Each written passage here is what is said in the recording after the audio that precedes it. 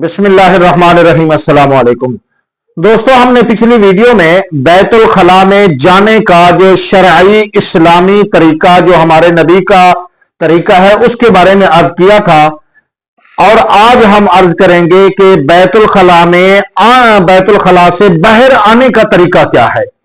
تو ہمارے نبی پاک صلی اللہ تعالی علیہ وسلم کی سنت مبارکہ اسلامی طریقہ یہ ہے کہ جب بندہ بیت الخلاء سے باہر نکلے تو پہلے دایاں پاؤں، یعنی جسے پنجابی میں کہتے ہیں نا سجا پیر، پہلے دایاں پاؤں باہر نکالے، باہر آ کر پھر ایک مختصر سی چھوٹی سی دعا ہے وہ پڑھے کہ غفرانک الحمدللہ الذی، غفرانک الحمدللہ الذی، یہ دعا پڑھنے کے بعد اس کے بعد وضو وغیرہ کر لے۔